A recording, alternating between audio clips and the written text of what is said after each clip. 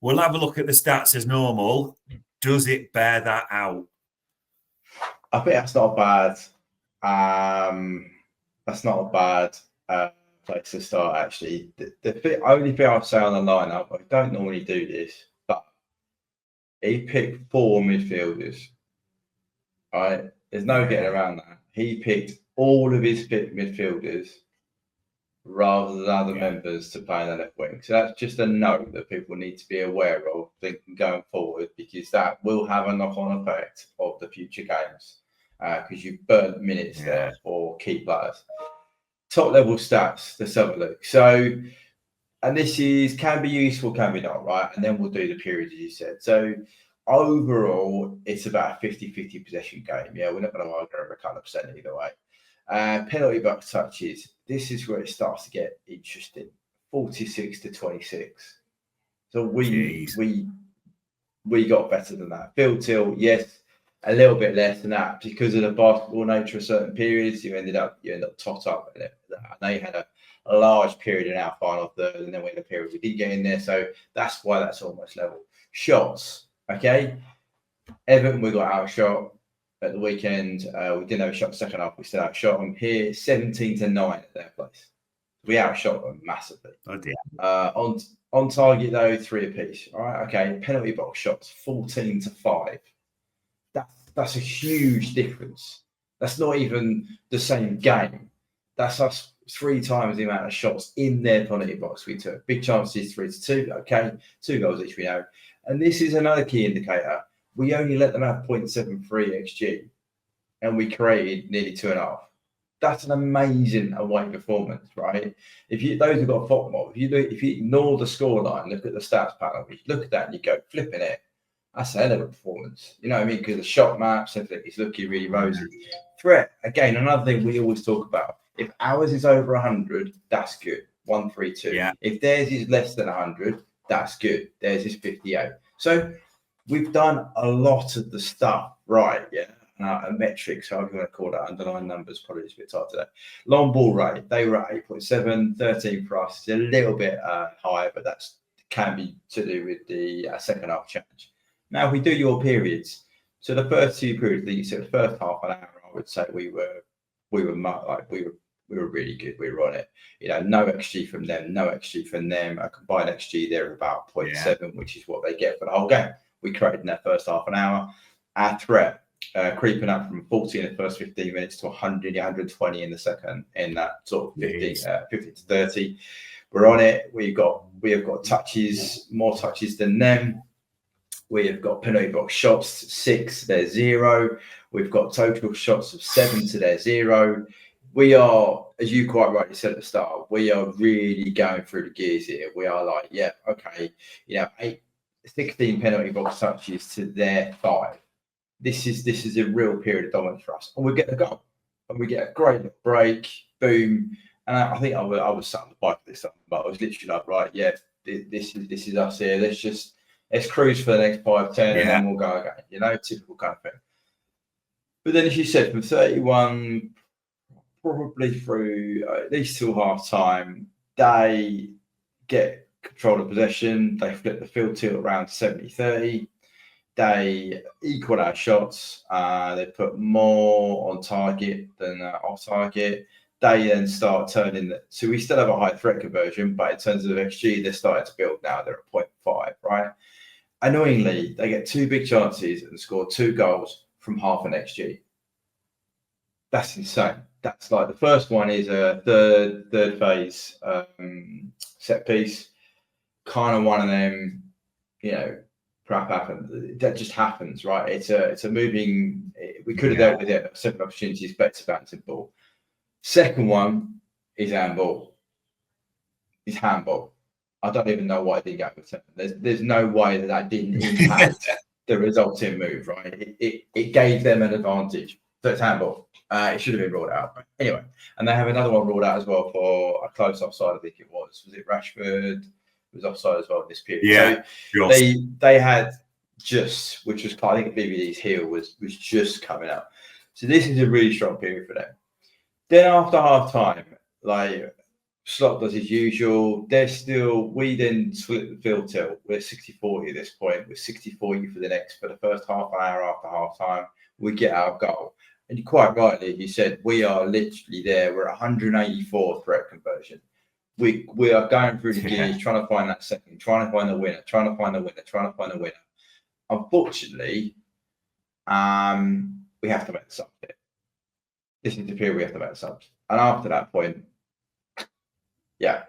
75 through to, what do we pay? Another 6 minutes of injury time. So for the last 25 minutes of the game, we don't convert any of our threat to XG. They create, no one really creates a lot of XG, but they outshoot us. They have more possession. They have higher field tilt. At one point, they were at 90% field tilt, which was that period at the end where Ali basically saved us with about 3 or 4 one-on-ones. So, I think there's various stories in there. Even at 2-1 just before half time, Jota misses a massive chance to make it 2 or half time. Huge chance. And normally Jota would just put it away. Then the period we're on top, and I think we could have had 2-3 other chances. I think Jota has a half chance, Mo does. Trent scored a lovely goal, lovely little build-up. And then we have a kind of headers that we should have scored from. Yeah, we had a myriad of chances that we really should have put away. Then Trent has to go off because he's only coming back from injury. Jota has to go off for the same reason. And unfortunately, whereas previous game we might have done, the subs came on and helped us see the game out. This time round, the subs couldn't quite, from looking at it, couldn't quite get it going. And it's a concern. I mean, people are normally I would try and find a way to find a happy medium with Nunes, but the boy misses. He has 3 opportunities to create goal scoring action. One of them misses an open goal. One of them he should have taken a touch before the keeper got there, so that he either gets taken out or he plays in Dom, who's square. And then the third one, he's played in and he days on the edge of the box and ends up playing a stupid pass. So, and then he doesn't work hard off the ball. So this was a downer for him in terms of coming up and being that replacement. So, and then Bradley gets injured. So the 2 subs you have to bring on, we have to make a change again. So it was, you're right. It was 3 periods. I think that last little, I'm not quite sure hanging on is the right term, because I didn't feel like we were, I mean, we only had 3 shots in that. I'm just, we kind of, the commentators always play out, but that was close and the rest of it. And actually the shots were nowhere near. They were always going wide. So that's kind of where I'm at for that. But the probabilities of Monte Carlos, people sometimes like to see, sometimes not.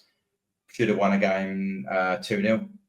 Got into the probabilities, which is about right with the amount of XG produced. Next one down is 2-1. Yeah. So, actually 3-0 is probably the next one. It's 2-1. We should have won it 80% of the time. We win that game. And I have to be honest with you, if you look at the quality of chances and where we are, I don't think that doesn't pass the eye test. If you know, I think there was those periods we were on top. We should have absolutely put them to bed. I tweeted out on Blue Sky, those who follow me, a big change between the 2 halves in the past maps. Here is a problem. We played well, but it's a problem. So we went, considering we're playing 4 midfielders, right? There's no midfielders in the actual centre area, which is interesting, right? And Gravy's over here with a really light amount of threat and no connections going forwards. Mackie's obviously heavily involved, and so is Dom, right? So they're trying to do their bits, and Curtis is almost the furthest forward player because he was kind of playing the left wing as well as dropping it. So, that's the first half. Second half is a bit more disciplined. We have box shape in midfield, but the forwards aren't quite linking as much as we should do. So the process was okay, but then it wasn't off the ball. So I've been critical in recent weeks where our off the ball, win it and give it to somebody wasn't really there. Here it was a lot better in the first half. We were literally winning it and then trying to play it into the channel, into the pockets, into the half spaces of zone 14. Unfortunately, second half we got a bit random in the second half. It's a bit mad what we've done in the second half. So yeah, it's to answer.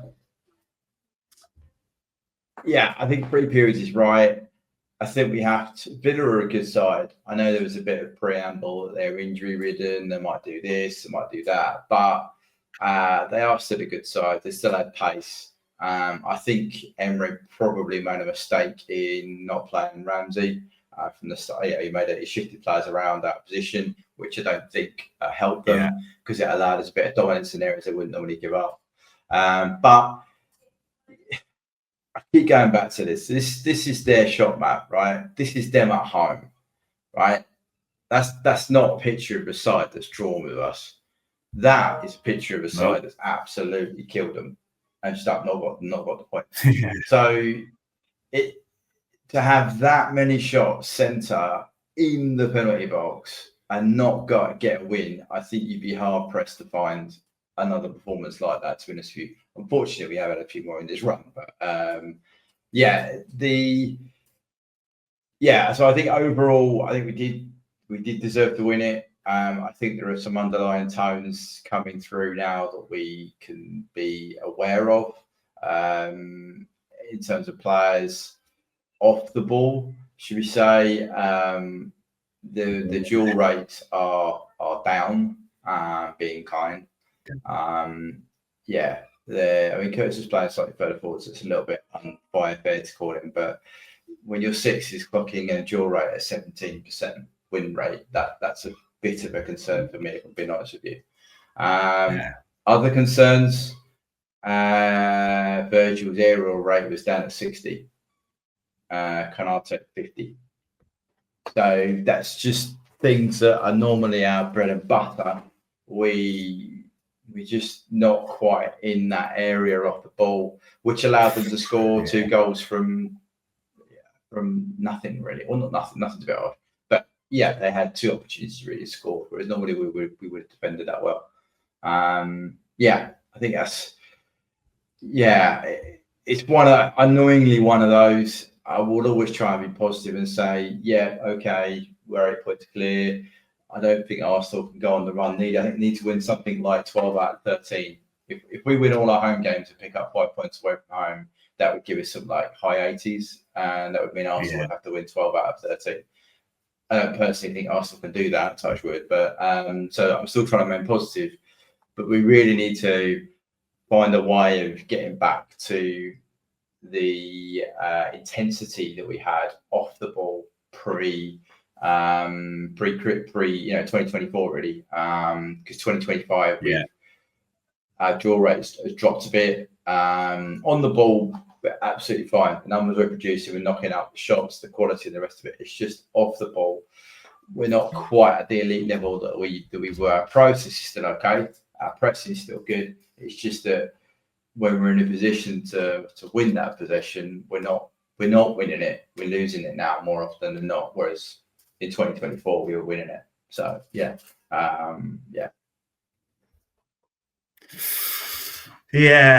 lot to like on the high level stats, but like you said, it's hard to get away from those 2 elements of missed chances, which should really be goals. There's no 2 ways of putting it.